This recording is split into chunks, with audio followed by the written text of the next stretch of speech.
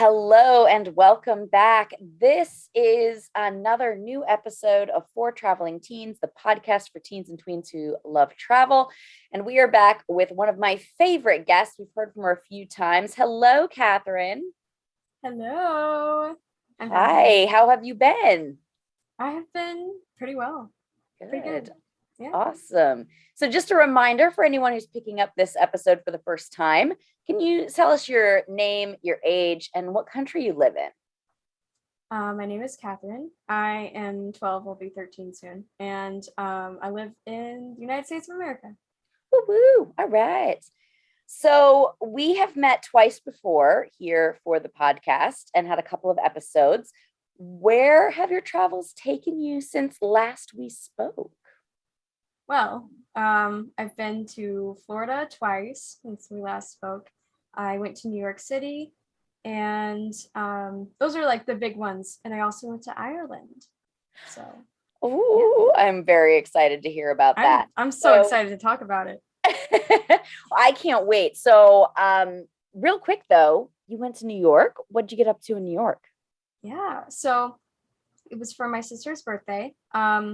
I am a big musical theater fan, so we got tickets to see Hadestown. It was a wonderful show. And we kind of just went around the city, and we went to the Natural History Museum, walked around Central Park, did all the New York stuff, and we went on Amtrak. So we went through the train system. It was really cool. Perfect. I love it. Very cool. So in our first episode together, that's season 1, episode 8, you mentioned that your dream was to go to Ireland. And now, oh my gosh, your dream has happened. How are you almost 13 and your dreams are already happening and coming true? This is amazing. I love it. If you would have told me that I would be going to Ireland last year, I would have freaked out. So I did freak out when they told me that we were going to Ireland. I was like, oh my goodness. I can't take it. I can barely take it. I didn't even get to go with you. It's so exciting. I was like, oh my gosh. I still can't take it. I still can't take it. So when did you go? So we went this year. We went April 12th through 26th. Okay. And it was 2 weeks, but it felt way, shorter than that. As vacation typically does, but yeah, and you had a lot going on during it. So we'll chat a little bit about kind of your 2 parts of your trip that you ended up having. So which Ireland did you go to? Was it Northern Ireland or the Republic of Ireland? So we went to both. We started out, we flew into Dublin. We went by plane, and we'll get into the plane later, but we flew into Dublin, and we went around Dublin for a little bit, and then we went to Northern Ireland, and we were there for 5 days.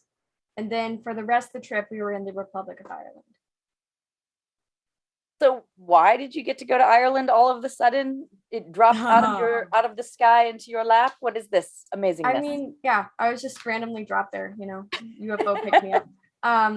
No, I am a competitive Irish dancer, and my team decided to go to the World Championships this year, which were held in, guess where, Ireland. So it was really exciting. We had to raise a lot of money to be able to fly over there, but we raised a lot. We had a lot of good fundraising, and we were all able to get over there safely, and it was really fun. So I went with my group, which was 17 kids, all under the age of 18, and then their parents too. So we had a total of 53 people in our party.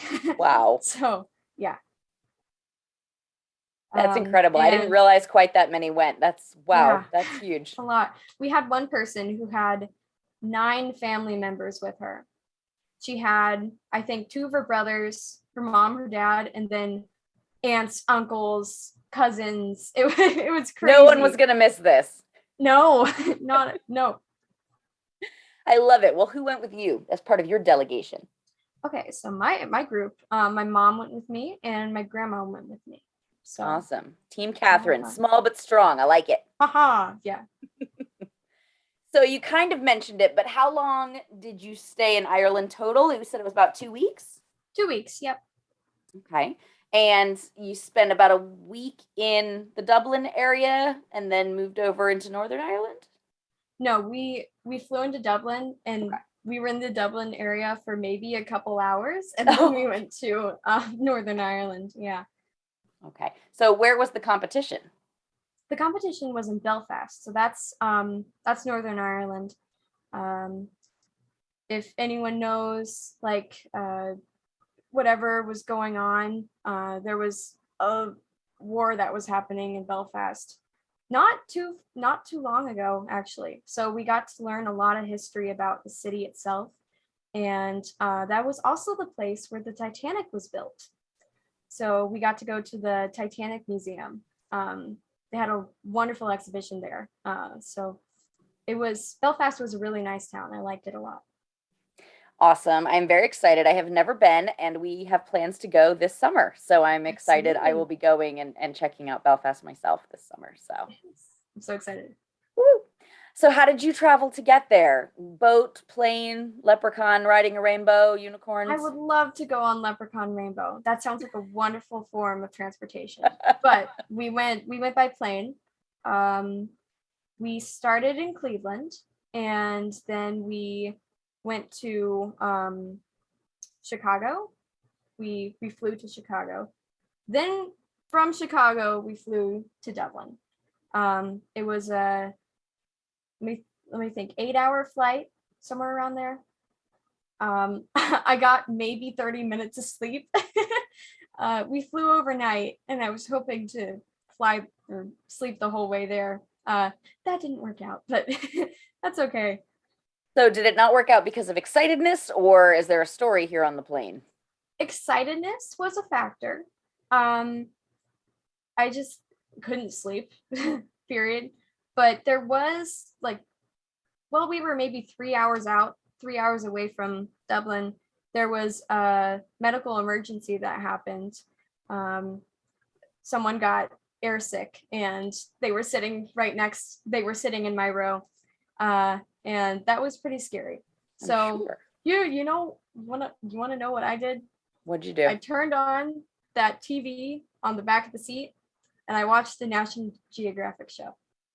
Good idea. Did it help keep you I calm? I watched it was actually kind of a gory National Geographic show. It was a vet show.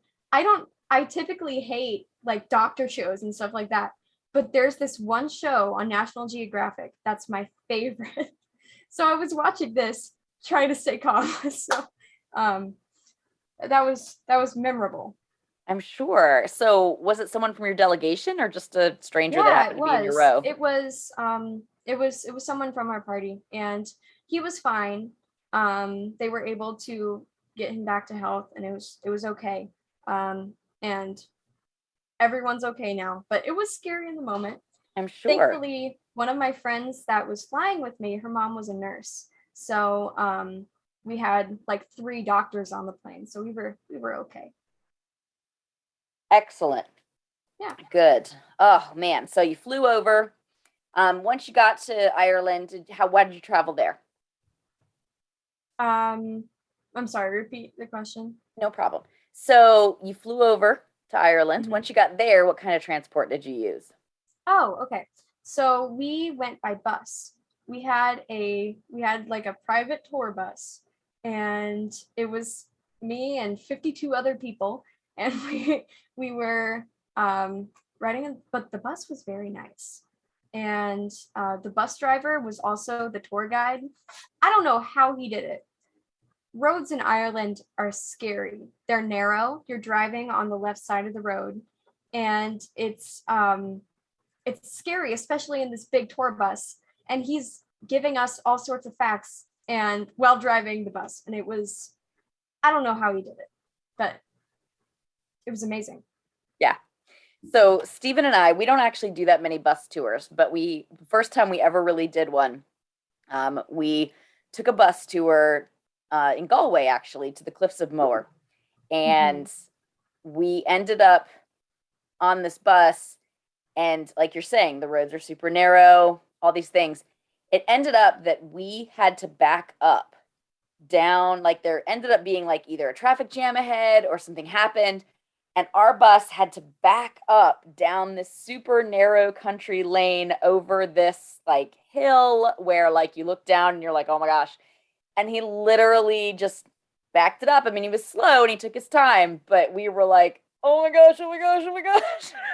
So I totally appreciate what you're talking about here with being like, how are they able to focus on the road and focus on the information and all the things and keep you safe? And yeah, it's crazy. Yeah, if I was on that bus that went backwards, I would rip my hair out. Yeah, was not good That's for you. Too much for me. That's too much for me. I understand. Yeah, we were kind of like, okay, here we go, because we sat for a long time. We were like, oh, okay, traffic jam. But it was like one of those either like one lane roads where they only have like little turnoffs and there wasn't enough room for us, or something happened. I don't know what exactly, but I knew we had to back up, and I can remember that distinctly. And it was like almost 20 years ago. And I'm still always like, anytime we're like on a bus, I'm like, please don't back up. Please don't back up. So let's talk about part one. I'm going to call it kind of part one and part two of your trip. Yeah. So tell me about the competition. I know you guys were obviously there for the World Championships, but like, who competed? Where did you place? Tell me all the things. So the world's competition is the best. You know, there's no step higher than that, obviously, because you have people from all 7 continents coming, and it was overwhelming. There were so many people there, and there were a lot of people from Canada, from North America, a couple from South America. We had people from Africa, Ireland, Europe, obviously, and all sorts of places all over. And it was really cool. And it was held in a really nice facility, a very big place. It was called the Waterfront. And we were competing there for it's called a dance drama. So if you think about ballet, how if you went to see a ballet, it would be the dancers were acting out some sort of story, but they weren't talking with it. That's kind of like what we do, but it's shorter. So our dance was only 6 minutes long, and we told the story of the sweater. So it's something that my dance teacher came up with, and she wrote it herself. And it's about it's basically about Irish country farmers who are coming to shear their sheep, and it's sheep shearing day, and we have, I think it was 9 girls in our group who are dressed up as sheep. And there's some really great costumes, but I played a farmer girl, and I was like the mischievous younger sister. It was a lot of fun. Awesome. So you said there were 18 of you that were the dancers. Yeah. And so this is all Irish dance. So was it quite a fast dance, or was it a little bit slower, or was it kind of a combination? It's very fast going. Yeah. There's always something happening. If you don't know what's going on, you're watching it correctly. So there's always, some people on the right side of the stage who are doing a dance, and some people on the left side who are acting out something. It's crazy. There's never a dull moment. So even though it's 6 minutes, it's 6 very intense minutes. Yes. Very packed. Yeah. And was that the only thing you all went to do? No one did any solo work or anything like that? Nope. No. None of our dancers decided to do the solo competition. You have to be, like I said, best of the best of the best to do the solos. It's very, very, very hard to qualify for the solo championships. But we have had people from our school who do it, just not this year. Okay. But we did get to watch people who did the solo performances. It was crazy. Everyone there was just so good. It's mind-blowing. I love it. Some of my favorite things when I've seen any Irish dancing, because my cousins do it as well, are the costumes and the hair and all the things. Like there's all these kind of rules and designs and different things. Like, tell me a little bit more about that piece of it and how it ties in with kind of Irish culture and heritage and how that ties in with the dancing. Yeah. So Irish dance, let me just say, it's very weird. None of it makes sense. Okay. So our costumes, we wear these dresses that are long sleeved but very short. And they have a shape to them. So they kind of go out but they cut across, so they're very short. They And that's to typically highlight your have, legs, I assume, because your legs are doing so. yeah, so you can see the legs very nicely. They're typically very colorful with lots of gems and different stones, beadings. Basically, none of them are the same. And I've seen a lot of ones that are not the best. There's a lot of ones that I'm like, you asked for that? But they are very pretty when done correctly. So even when your whole team dances together, you don't wear matching ones? When our whole team dances together, like for the dance drama, we had costumes that were similar to each other. Like I was a part of a group of 3 girls that had white blouses with green skirts. And there were 3 girls that looked exactly the same. And then there were 3 or 4 other girls who had the same fabric on, but in a different style. Okay. So a little bit of differentiating, but it can vary from dance to dance. Sometimes they're all dressed the same. It's whatever the teacher wants. So very cool. And did you have any young men in your group? we did. We have one man in our group, and his name is John. And poor guy. He was the only guy there. But he's my age, and he blended right in, and it was a great time. And he played an Irish farmer boy instead of an Irish farmer girl, and it was all good. The boys do wear different shoes than the girls, okay. Which is nice because his shoes made a different sound than ours.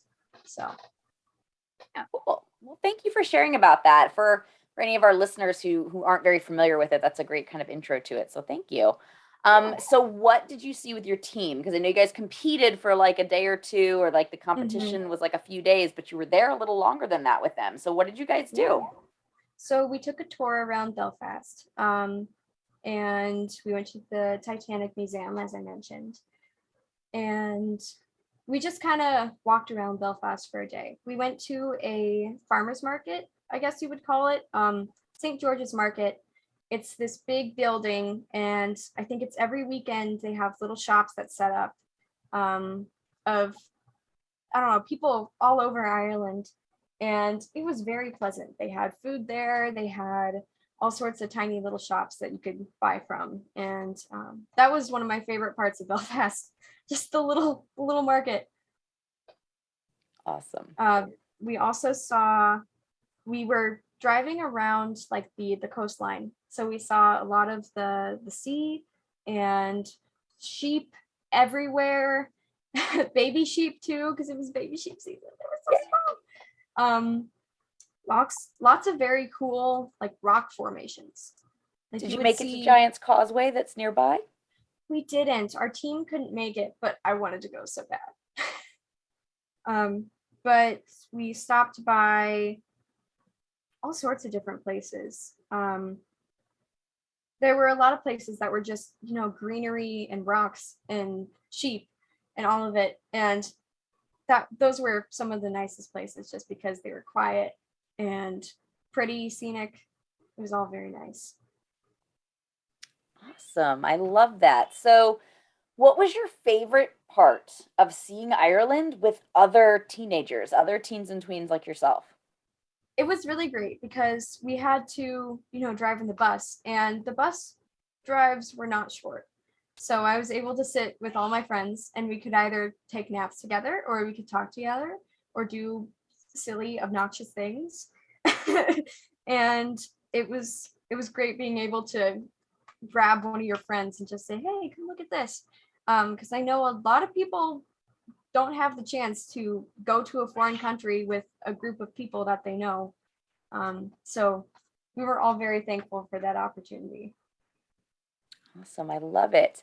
So, a very different way of traveling. Your teammates all left or went on to do their own travels and their own things.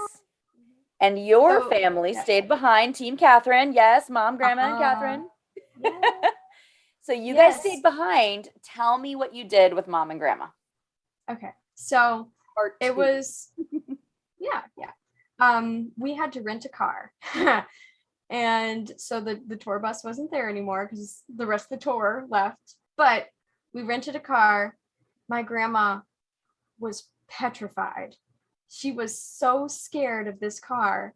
And my mom was doing well though. You know, the steering wheel is on the opposite side. If you were in America, it would be on the opposite side. And um, it was scary, but we did it. That was Suki saying hi. It was scary, but my mom trusted herself. I trusted mom. Grandma, Grandma had some she trust was issues. she was gripping onto the back of the seat. And whenever she would see another car anywhere, if there was another car anywhere, she would say, "Car, yeah, Diane, car, car." Like we can't see it. She got better as the week went on, but during, driving across the hills and narrow roads, my grandma was very stressed about it. So yeah, but we survived. We had no issues. It was just a little bit scary. But we were able to get a lot packed into the extra 6 days that we added on. We could drive around anywhere. We were like, when we were with the tour, it was nice because everything was planned, but everything was planned, so we couldn't go off the schedule, if there's a downside. But while we were just driving around, we had, goals to make it to one place or the other. But, we could take rest stops and we could, oh, look, there's this thing in 10 miles. Let's go check that out. So I guess they wouldn't say miles, but, you get what I mean. I totally get it. So we've been to Ireland 3 times, and the thing we discovered on the third time, we did a road trip similar to what you and your mom and grandma did, and serendipity, meaning driving along and then just kind of going, hey, that's interesting, created some of our favorite memories. It's not always the case. Sometimes you go off and you're like, oh, that was a big mistake. Let me turn back around. But we had so many great memories of places that we would not have seen if we had not kind of gone, I'm curious, let's see what's there, and kind of gone over. So I do totally get it. I also get your grandma's concern about being on the other side of the road, the other side of the car. We have had the opportunity now to drive in the UK. We have driven in Australia, where they also drive on the other side of the road. We also drove in Jordan this last summer in the Middle East. That was a new experience for us. Sure, but yeah. by far, our most unusual driving experience, thank goodness it's mostly an empty island. We were in Lanzarote, which is an island off the coast of Africa, but it's owned by Spain. And then we were driving, and you were basically on the English side of the car, on the American side of the road. Oh, that's confusing. So normally, like when we're in the UK and we drive, I can go like, all right, like turn on UK driving brain, no big deal. Then I can go, okay, turn on US driving brain, no big deal. But this was like part UK, part American driving. So yeah, you were on the English side of the car, so it felt normal-ish, but then you were on the right side of the road for the American side. And so you came up to roundabouts backwards. So your brain went to do like not backwards from here, like we drive roundabouts here, or turning circles, as people in the US sometimes call them. But we have roundabouts here, and that's not a big deal. But when you're used to doing roundabouts one way and you're on that side of the car, to then have to do the roundabout backwards, I can see how that can be tricky. Yeah. For sure. So yeah, thankfully it's not a very busy island, so it was fine. Yeah. But it was definitely a little bit of like, okay. Yeah, that's a real mind teaser right there. But I would definitely say, as you get older and you choose to learn to drive and things, push yourself out, go learn to drive on the other side of the road like your mom did. She's a brave lady. Don't you make that face. Totally do it. You can totally do it. Listeners, you cannot see Catherine's face. She was like, I don't know about that. But it takes a lot of bravery. But honestly, we've never had any problems. We've never had any accidents or anything like that. So we played some calming music. Okay, good. Yeah, I played one of my favorite albums, and my mom was like, "Play that again. I need help." So yeah. See, we listened to the local radio. So when we went through this small area of Ireland, we were dying laughing because they were giving the farm report. They were giving the daily update on the different farm things that were happening. And then they had like a local kid who came and did like some special singing that was not like traditional. It was traditional like to Ireland, but it was certainly unusual for those who have never heard it before. And so we loved it. We were like, oh my gosh, he's amazing. But we always tease, like, we're always like, we need to get a farm report now because when we're out in the middle of nowhere, they were giving all this like updates on all this farm stuff, and we were like, so unusual. So we love listening to the radio overseas.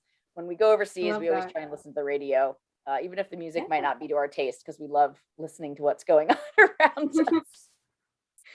All right, so you're in the car. Grandma's nervous, but there. Yes. Where did your car take you? Where did you go? Oh, okay. So we picked up our car in Shannon, and then we drove. I think it wasn't too far. It was under an hour, I believe. But we went to the Cliffs of Moher, and it was pretty foggy that day, but we could still see most of it. We could still see a lot of it. It wasn't that bad.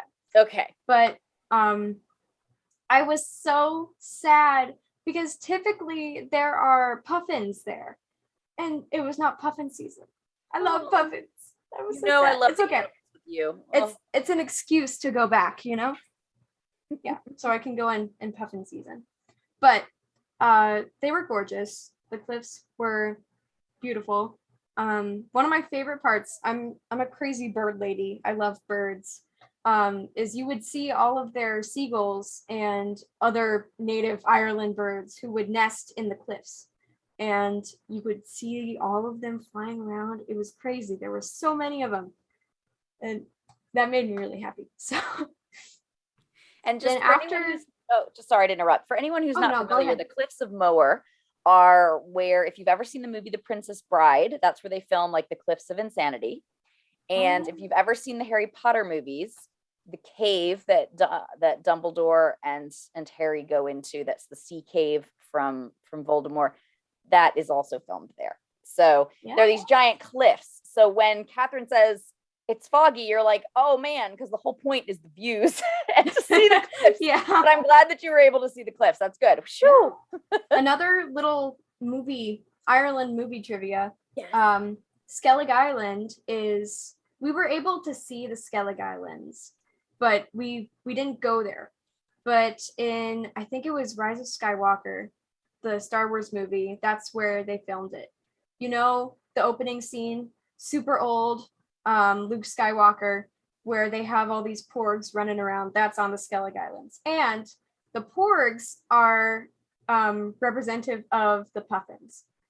Well, so Catherine, thank you for bringing a modern movie into the discussion, because obviously I remember old lady movies. So I'm so glad they brought in a very modern movie for us. I'm not a Star Wars fan, so I know what a porg is. So I do I can go like, okay, yes, I get how that would be a puffin and they're cute little critters. But yeah, when you're like, you remember at the beginning? No, I don't remember.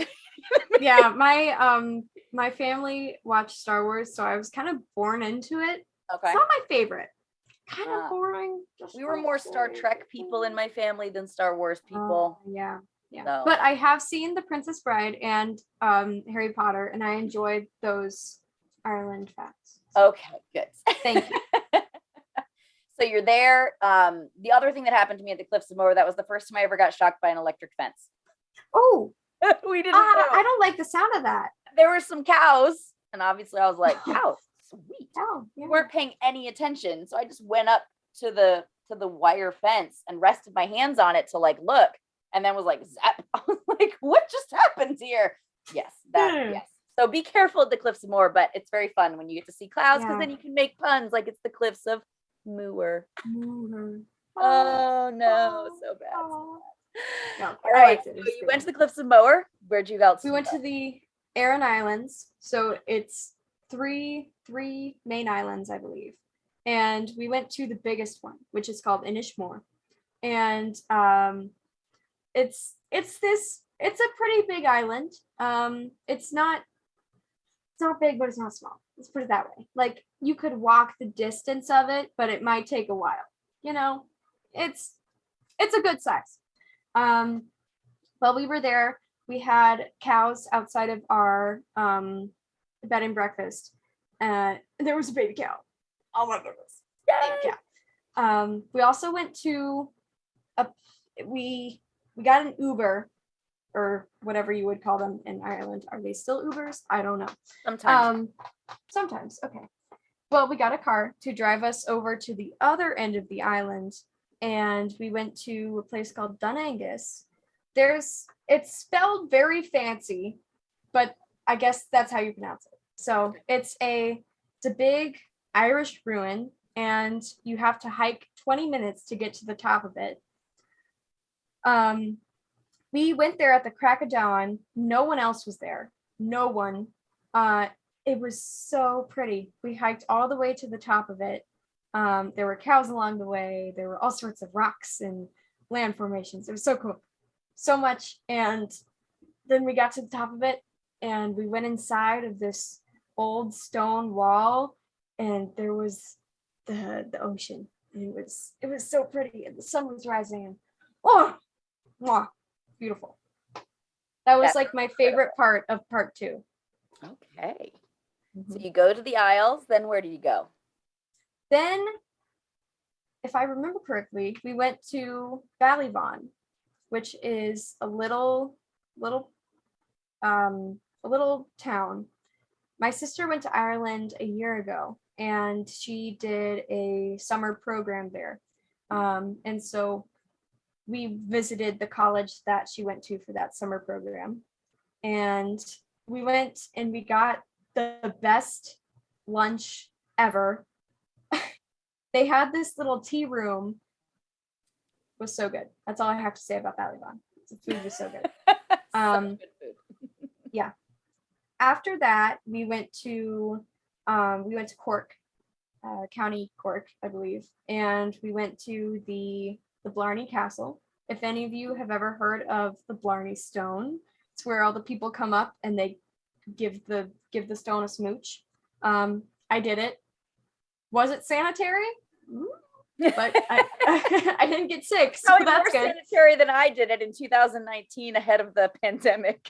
Yeah, they were like spraying it down with disinfectant, and I mean I have the gift of gad now. Yes. So, yep. But, how did you like that you have to turn kind of upside down and like pull yourself down? Were you expecting that? I prepared myself. I looked at pictures. I was like, okay, we have to do this. It was scary, but they had like bars underneath it so I wouldn't fall to my death because the castle's pretty high up. My grandma hated all the stairs that we had to climb. Well, and then when we got to the top, she's like, I'm not gonna make the kiss. I'm not doing it. So grandma opted out. But my mom wasn't too sure about the whole kissing thing. So she kind of she went backwards. She prepared to do it and she just kind of gave it an air kiss, you know. But close enough. I went all out though. Yes, I gave it a kiss. So yep. Well, I had no idea that you did it like upside down and backwards. So when we got up there, and I was like, "What do you want me to do?" you want me to contort myself? Yeah. So for those who don't know, you go to Blarney Castle, you lay on your back, and you kind of pull yourself on your back forward and down, so that your head is kind of leaning back, so that you can kiss this stone on the wall of the castle. And they were spraying it when we were there too, but I'm sure post-COVID they're probably spraying it more. But we were all teasing because our whole group, there were 4 of us, we all kissed it, and so then we were like, it's almost like we've all kissed each other, and we were like, this is dumb. I tried to kiss a part of it that was a little bit harder to reach. There you go. Know? Smart. Tried to not get as many smart smooches. I love it. Yeah. All right. So Blarney, then what else? And then we drove for the rest of the day, and we went to, I forgot what it's called, but it was a nice little town. I can find it in my notebook. It was a smaller town. We stayed in this, it was almost like an Airbnb. You could either stay in a room at a bed and breakfast or stay in this house-like place for the same price. So it was great. We had like a whole house to ourselves, and it was really fun. And we went to an Aldi there. We went to an Irish Aldi. I wish we had Irish Aldis in America, because that was one of my favorite places. It was the best Aldi I have ever been to. They had honeycomb ice cream. Honeycomb ice cream is a novelty in Ireland, and it's like vanilla and toffee or something. It's the best stuff ever. Anyways, the Irish Aldi was a highlight. So we stayed in this place that I forgot the name of. That's okay. And yeah. And then we went, it was around Ring of Kerry. Okay. If that gives any help to anyone. So, and then the next day we went around the Ring of Kerry, which is it's I don't even know that much about it, but it's a big ring and you can drive around it. All right. Yep. We were talking about how driving gives you the opportunity to stop along the way. Mm-hmm. This was a prime example of that. We stopped at the Ring of Kerry in a random section of it, and they had baby sheep that were in a little crate that were abandoned by their mom. And I picked one up and I could hug this baby sheep that was like a week old. Oh my gosh. I have to see it. Did you stick it in your bag and take it home with you? I wanted to so bad. It gave me a hug. It tried to give me a kiss. It was so small. And it was so cuddly. I know. I almost did. But yeah, that's. So they were in a box. Were they to be picked up by someone, or? No, there was just some people who were running like little stands, and they had them inside this little crate, bigger crate. They had enough space, but they were taking care of these guys, and they decided to pop them up over where they were, selling stuff, and so they could get socialized. So they're just taking care of these baby sheep. They're so sweet. And I know you were excited about it being lambing season, so I'm glad that you got to see some baby sheep.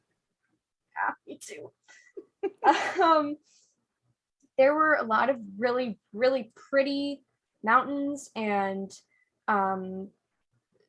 rocks everywhere in the Ring of Kerry. It was also around like the water, so there was a lot of pretty views where you could see all the water and all sorts of islands that you could see, and that was pretty fun. So the question a lot of people have is Ireland as green as it looks in the pictures?